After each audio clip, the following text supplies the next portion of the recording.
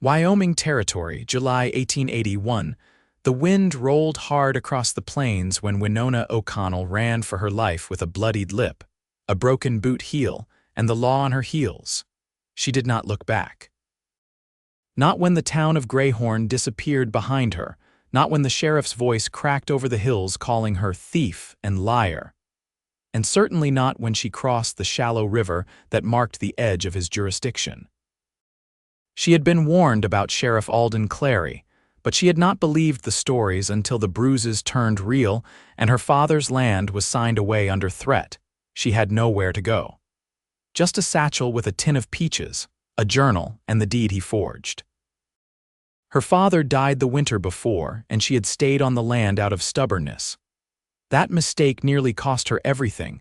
By the time the sun tipped low over the ridges, Winona's legs gave out. She dropped near a fence line, her breath ragged, her dress torn up the side. She pressed her face to the dry grass, heart hammering like hooves. A voice startled her. "Ma'am," she pushed herself up, blinking against the bright sky. A tall man stood a few yards off, holding the reins of a buckskin mare. His shirt hung loose at the collar, sleeves rolled, and his brown hair curled damp with sweat. His eyes were soft, steady, the kind that studied before speaking. "You all right?" he asked, stepping closer. She jolted back on her hands. "I do not want trouble." "Does not look like you are the one bringing it," he said. "You crossing from Greyhorn?" She gave a short nod, too tired to lie. He crouched beside her, his voice low. "Name's Gideon Walker. My place is just over that ridge. You can rest there if you need." She hesitated. "You live alone?" he nodded.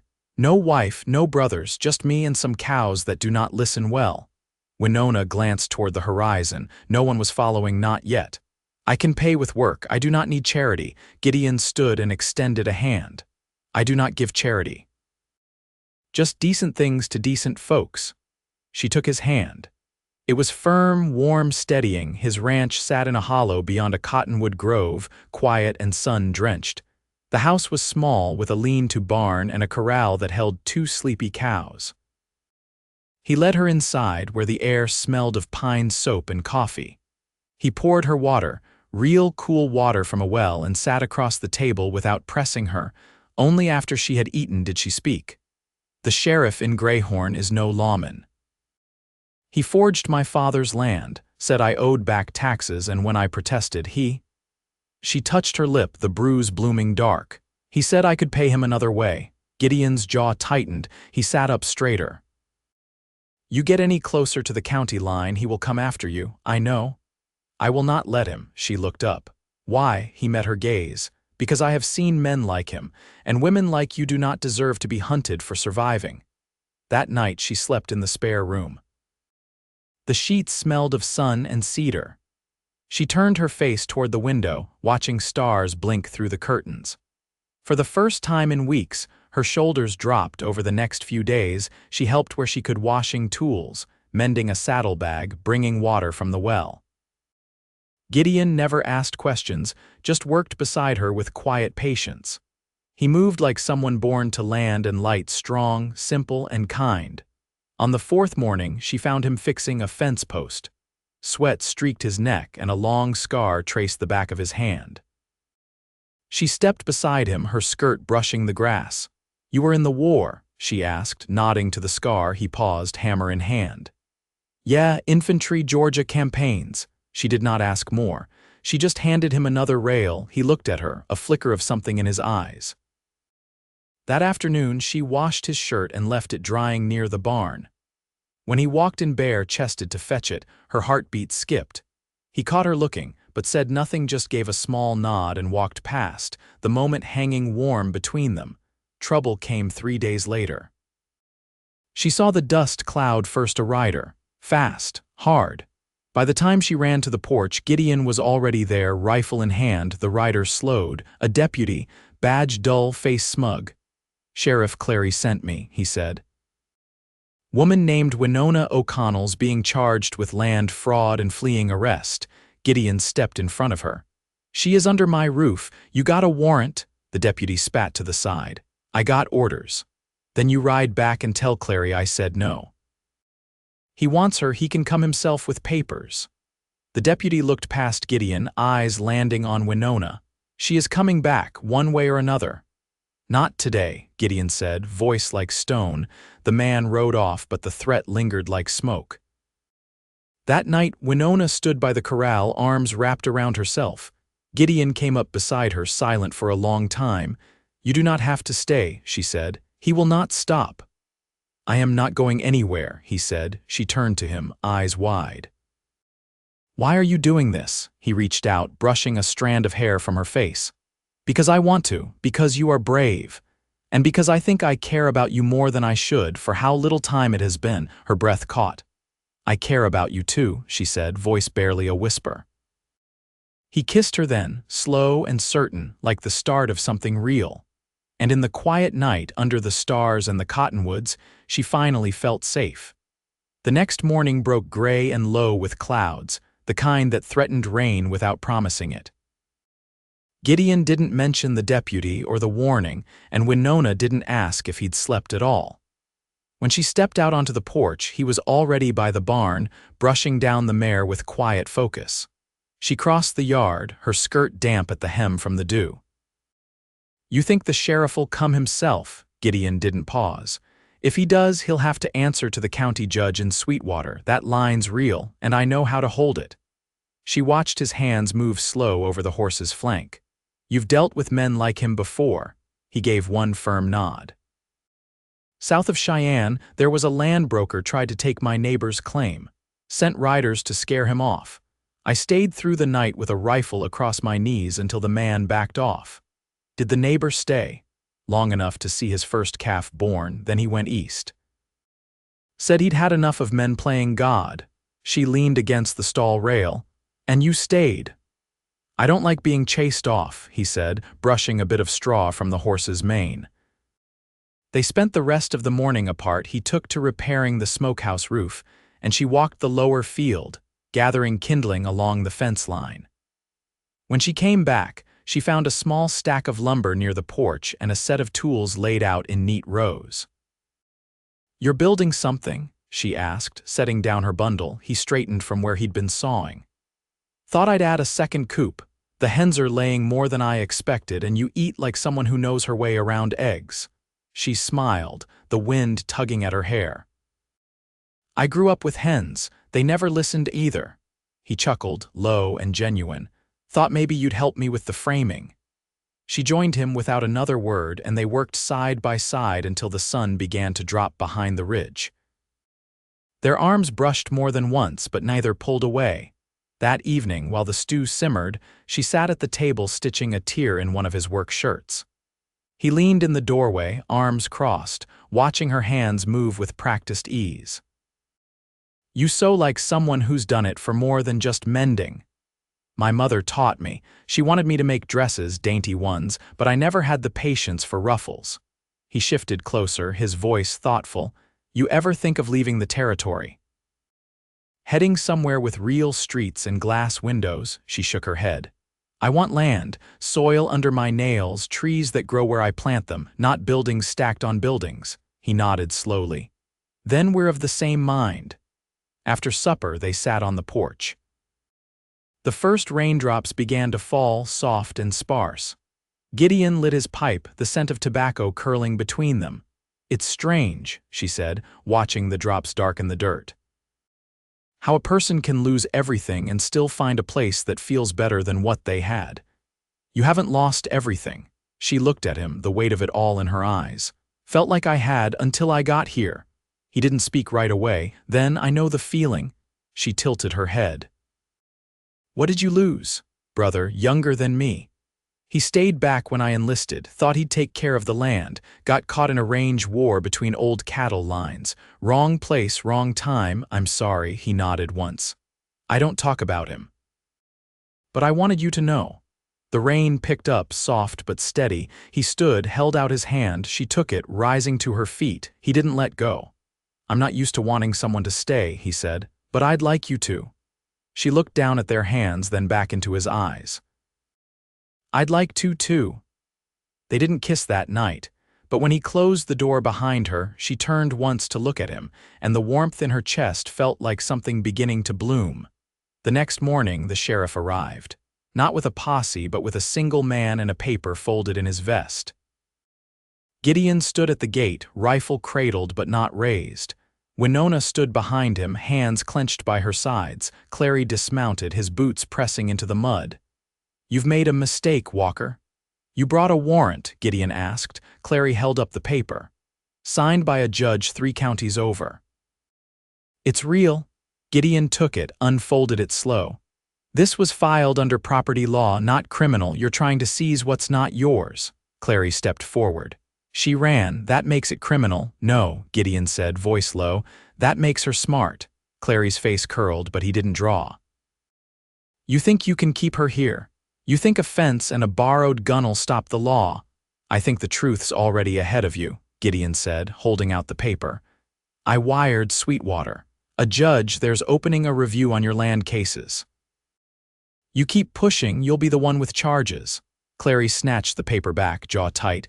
"You'll regret crossing me." "I already don't." The sheriff turned and mounted, his man silent behind him. They rode out with nothing but the sound of hooves in wet earth. Winona stepped forward as they disappeared over the ridge. Gideon didn't look away from the horizon. "You wired Sweetwater?" she asked. He nodded. 3 days ago," she exhaled slow. "You didn't tell me."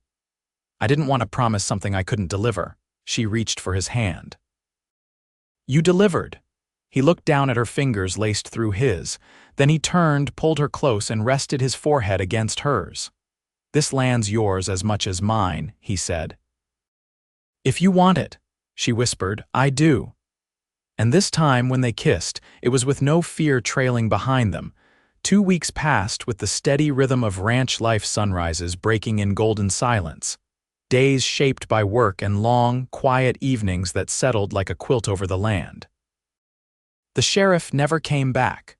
Word from Sweetwater confirmed what Gideon had hoped. Clary was under review, and no judge would touch his claims in the meantime.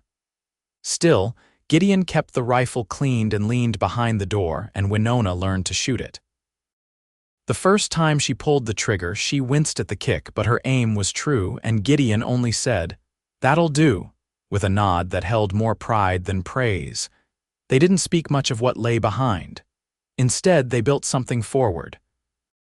One afternoon, as they stripped bark from cedar poles for the new gate, Gideon set down his drawknife and wiped a sleeve across his brow.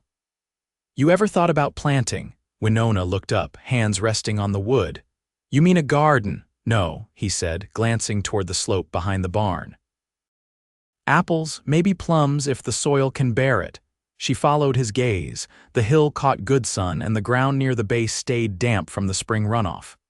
"That'd take years," she said. His voice was quiet. "So would staying." She was quiet a moment, then said, "I'd plant pears. My mother used to stew them with cloves." He smiled, then stood, brushing bark from his trousers. "We'll go into town tomorrow. There's a nursery wagon in from Laramie. Maybe they've still got saplings." Her brows lifted. "You trust me to ride into town beside you?" "I trust you to choose trees that'll live," he said, and the way he looked at her made her feel steadier than she'd ever been. The next morning they rode to Sweetwater. It was a modest town, dust-packed streets, a few shops with awnings faded from sun. The nursery cart stood near the livery, its driver a woman in a broad hat, her hands soil-stained and sure. Winona walked the rows with care, testing roots, lifting leaves between her fingers. Gideon let her lead, standing back as she bartered for 4 saplings and a sack of seed. As they loaded the wagon, a man in a dark coat stepped from the general store. He looked to be in his 50s with a limp and a cane that clicked against the boards. His face lit when he saw Gideon. "Well, I'll be," he said, voice rough but warm. Gideon Walker still breathing. Gideon dropped the last sapling in place before turning. "Judge Merrow thought you'd retired. Only from the bench, still break up fights in the saloon now and again." He looked past Gideon to Winona. "And this must be the woman they're whispering about." Gideon didn't flinch. "This is Winona O'Connell. She's with me." Merrow's eyes softened. He tipped his hat. "Ma'am, I hope you know he doesn't bring just anyone to town." Winona met the judge's gaze. "I'm starting to understand that." As they rode home, the saplings bundled in wet burlap between them, Winona leaned against the wagon's side, watching the land stretch wide and familiar. "He knew about me. People talk," Gideon said, hands steady on the reins. "Does it bother you?" "No," she glanced at him. "Does anything," he considered, then said, "lies bother me, men who think quiet means weak, and people who take more than they need." She looked forward again, the wind lifting strands of her hair. "I used to think I had to fight everything on my own." Gideon didn't answer right away. Then, "You don't anymore." They planted the trees that evening. The soil was rocky in places, stubborn in others, but Gideon broke it up while Winona set the roots. They worked without speaking, and when the last tree stood straight, she pressed her palm to the trunk, grounding herself to it. He stepped beside her, brushing dirt from his fingers. "They'll take," he said. "How do you know?" "Same way I know about horses. You can feel when something's meant to stay." She turned then, slow and certain, and reached for his hand. "You're a good man, Gideon. I try." "And I love you," she said, the words soft but not unsure. He looked at her for a long moment, then drew her into his arms. "I love you too." The sun dipped behind the ridge, casting long shadows across the field. The trees stood in a neat line, their leaves trembling in the wind. And in that stillness, with the earth beneath them and the future rooting just beneath the surface, Winona and Gideon stood together, steady and whole. By early August, the ridge behind the barn turned gold with dry grass, and the pear trees stood in their neat row, their leaves glossy and green despite the heat. Winona spent the mornings weeding between them, her fingers caked in soil, her back aching in a way that felt earned. Gideon had taken to fencing the north edge of the pasture in the afternoons, where the cattle had begun to wander too far along the creek bend. When he came in one evening, his shirt clung to his back, and a long scratch trailed down his forearm. "That bull again?" Winona asked, glancing up from where she was mixing beeswax and oil at the table. "He's got no respect for boundaries," Gideon said, easing onto the bench. "Pushed right through the last rail like it was paper." "I can make a salve for that," she said, nodding to his arm. He looked at her hands, already stained with crushed lavender and pine resin. "You've got a way with things that grow. I've never seen someone coax so much from dry ground." She wiped her fingers clean on a scrap of muslin. "I used to sneak into my mother's herb garden to avoid sewing lessons. She'd find me up to my elbows in mint." He shifted closer. "You ever think about keeping bees?" She tilted her head. "For wax or for honey? Both. And for the way they keep a place humming." She studied him. "You already have cattle and hens and a stubborn bull. I'm not afraid to learn something new." That night, the wind kicked up dust across the yard. The windows rattled in their frames, and the air smelled of distant rain that never came. Winona lay awake, the ceiling beams lit faintly by moonlight, listening to the boards creak under Gideon's footsteps as he checked the doors. When she heard him settle again, she rose, padded barefoot to the main room. He looked up from the chair by the fireplace, blanket over his lap. "You all right?" she whispered, just waiting out the wind. She crossed the room, knelt beside the hearth. "Feels like something's shifting," he glanced at her. "You don't mean the weather?" She didn't answer right away. "Then, I've been thinking about what comes next. If the land office clears my name for good, if I have a say in where I stay." "You do," he said. "Every day." She looked at the floorboards, then back at him. "I want to stay with you, but not just as someone passing through." He set the blanket aside, leaned forward, elbows on his knees. "I've been carving a set of handles for the kitchen drawers. Thought it was time they matched." She blinked, confused. "I used oak," he continued. "The kind that lasts. I figured if we were going to build something together, even the small things ought to hold." Her breath caught. "Are you asking me to stay for good?" He reached out, took her hand. "I'm asking you to build a life here, one that's shared." She nodded, eyes wet. "Then yes." The wind howled once more before dying down. She leaned into him, and he wrapped his arms around her like it was the most natural thing in the world. In the days that followed, they set to making the house theirs. She cleared the corner room to dry herbs and hang bundles of yarrow and thyme. He added shelves to the pantry, fitted her a drawer for seeds and garden tools. Neighbors from 3 ranches over came to trade eggs for soap, word having spread that Gideon's woman knew how to make salves that worked better than store-bought. She never corrected them. One afternoon, as they walked the fence line together, she paused beside a patch of wildflowers blooming low and white along the stone edge. "My mother used to say that if you plant something in hard ground and it grows, it means you were meant to be there." He looked down at the flowers, then at her. "Is that what happened here?" she nodded, brushing her fingers over the petals. "I didn't plan on staying alive, let alone planting trees, but now I want to see them bear fruit." He wrapped her hand in his. "Then we'll see that together."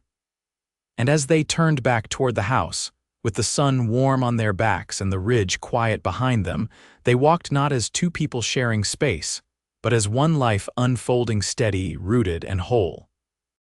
The frost came early that year, settling into the corners of the windows by mid-September.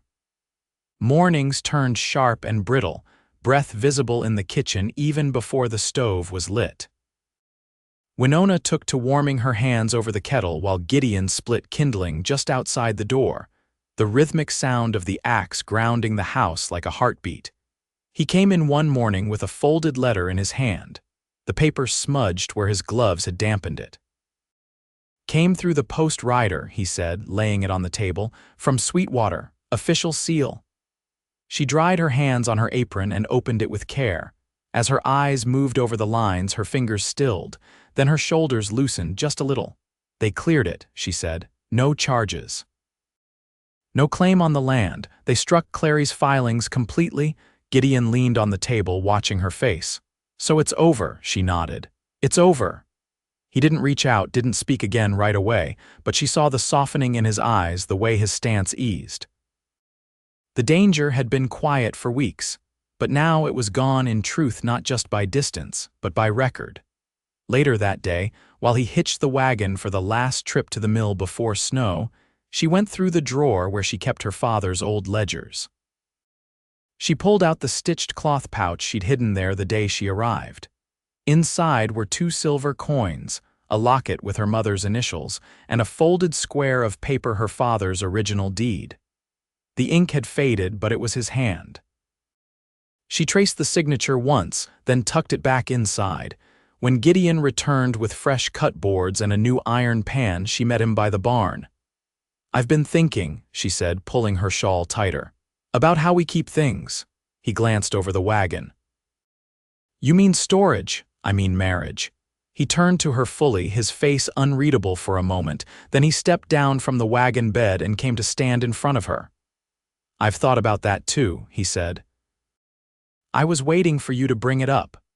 I don't need a preacher's blessing to know what we are," she said, "but I'd like to stand up and say it plain, with someone to witness it." He reached for her hand, his thumb brushing the base of her fingers. "Then we'll do it, no frills, no lace. Just you and me and truth between us." They were married 2 weeks later, under the cottonwoods at the edge of the field, the trees just beginning to shed their yellow leaves. A neighbor couple stood with them, Eliza and Thomas Harker, who brought fresh bread and a wool blanket as a gift. The judge from Sweetwater arrived on horseback, his coat dusted with hay, and he read the words slow and sure while the wind stirred the branches overhead. Gideon wore his best shirt, one of the few without a patch, and Winona tied her hair back with a blue ribbon she hadn't worn since before Greyhorn. There were no rings, just the clasp of hands and the quiet certainty in their vows. Afterward, they ate by the hearth, just the 2 of them. She had roasted a chicken with onions and dried sage, and he brought out a bottle of cider he'd traded for a month before. They didn't speak much as they ate, but when he reached across the table and laced his fingers through hers, she squeezed back. Winter settled in earnest not long after. The mornings turned white and hushed, and wood smoke curled from the chimney like a steady promise. Gideon hauled water from the well with the rope he'd reinforced before the ground froze, and Winona hung bunches of dried herbs from the rafters for tea and tinctures. At night, they read from her mother's Bible, not for scripture, but for the pressed flowers and old notes tucked between the pages, pieces of a life that now threaded into their own. One morning in late February, while snow still clung to the fence posts, Gideon found her kneeling by the stove, hand pressed to her middle. "You all right?" he asked, crouching beside her. She looked up at him, breath shallow, not from pain but from something near wonder. "I think I'm carrying." He didn't speak at first, then he reached to cradle the back of her neck, his forehead resting against hers. "Then we'll make room," he said. "Whatever you need." They didn't rush to tell anyone. The land stayed quiet, the days slow. Her belly grew with the melt of spring, and by the time the trees bloomed again, she was walking with her hands at the small of her back, humming softly as she moved. The birth came in early September, just as the pears ripened. It was long, hard work, but she bore down with the same quiet resolve that had carried her across rivers and through fire. Gideon stayed at her side, his hand never once letting go of hers.